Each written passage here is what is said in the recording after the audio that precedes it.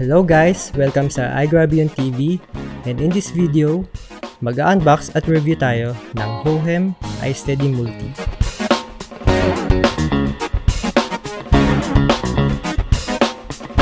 Ito ang Hohem iSteady Multi. Tinawag siyang multi dahil multi-purpose siya.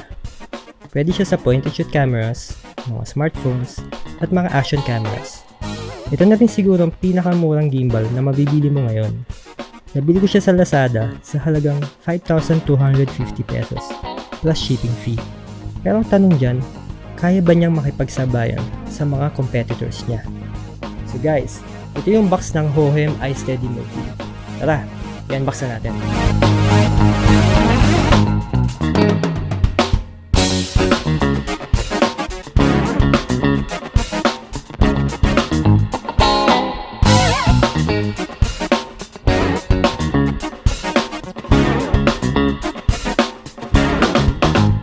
Kasama sa loob ng box ang gimbal, attachable tripod, multi-language manual, smartphone holder, micro USB charging cable, Sony multi-camera control cable, hex key pang adjust ng tripod, and 2 pieces thumb screw.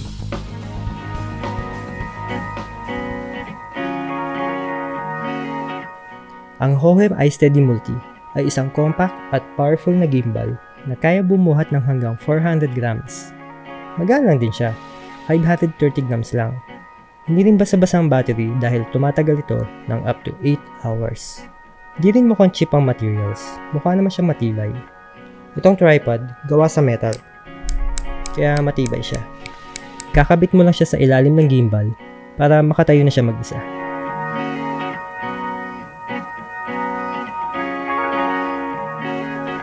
Ngayon, mag-mount tayo ng compact camera.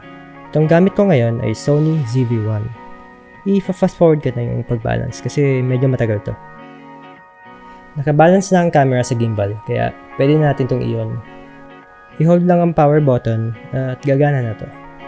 Now, here's a sample video na kuha ng gimbal na to.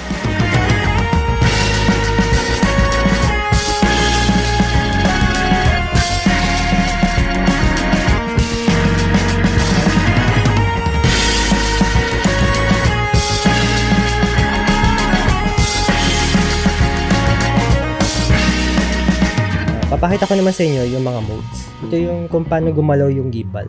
Sa mode 1, single tap, ito yung tinatawag na pan following. Nakalock yung tilt and roll axis. Sa mode 2, double tap, ito yung pan and tilt following. Roll axis lang ang nakalock, so makakagalaw ang camera ng left and right, saka up and down. Sa mode 3, triple tap, mag-stay naman yung camera sa current position.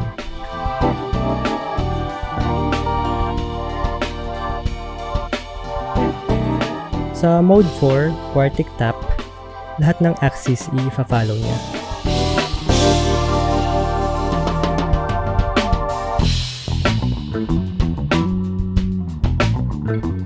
Ito naman yung trigger. Double tap lang para mag-reset ang position ng camera.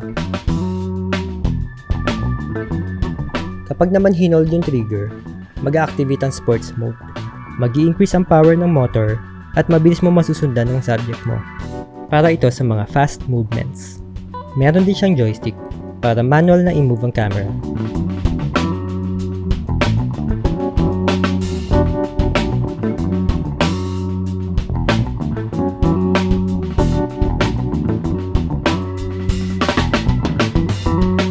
Malamang ito na ang pinakahihintay niyong lahat, ang comparison video ng naka-handheld at naka-gimbal. Sa unang clip, gumamit ako ng Yobi Gorilla Pod sa Sony ZV-1. Ganito yung setup ko dati nung wala pa akong gimbal. Ayan, tumakbo din ako para makita natin kung gaano kalala ang clip kapag walang gimbal.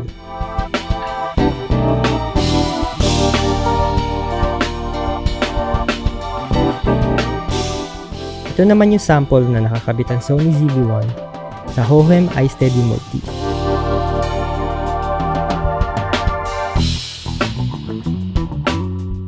Ayan, makapansin nyo na Kahit tumatakbo na ako, na-stabilize pa rin yung camera.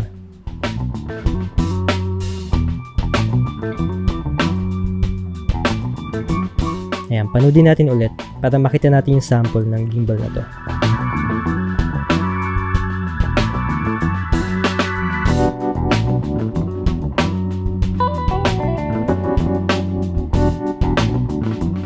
Try naman natin mag-smartphone. Gagamitin natin yung smartphone holder na kasama sa box. Ikakabit ko yung iPhone X ko.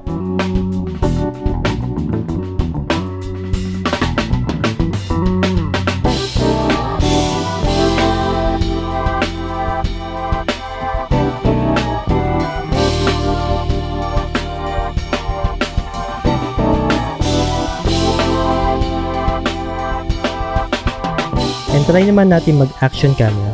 Ang gamit ko dito ay GoPro Hero 5 Black. Kailangan natin gamitin yung border housing frame para ma-mount sa gimbal.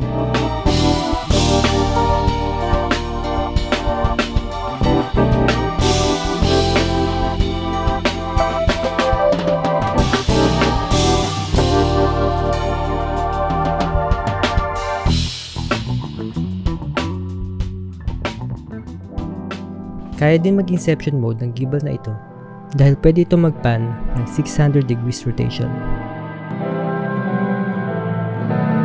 Meron dalawang USB port, isang standard size at isang micro USB. Yung micro USB, dyan charge yung gimbal. Merong 4 LED light sa gilid na nag-i-indicate ng battery level. Yung USB naman sa taas, pwede mo dyan i-charge yung camera na gamit mo. Power bank output kasi yan. Pakita ko naman yung app. Connect mo lang sa Bluetooth yung gimbal and download mo lang yung Hohem app. Pwede to sa Android and iOS. Tapos, pipili ka dyan kung anong camera ang gamit mo. In my case, yung point and shoot. Dito, makokontrol mo yung gimbal gamit ang phone mo. Ang cool, diba? Dito mo rin ma-access ang ibang features like settings. Dito i-adjust yung mga sliders pag meron kang gustong baguhin. Ako, okay na ako sa default. Dito ka rin mag-upgrade ng firmware. Subukan natin yung motion timelapse. May iba't ibang way para mag-timelapse sa camera na gagamitin mo. Itong sa Sony ZV-1, gagamit ako ng interval shooting. Sa app naman, open mo lang yung motion timelapse. Then set mo lang yung position ng camera and then save. The next step, ganoon ulit, set lang na position, then save. Tapos, press mo lang yung begin.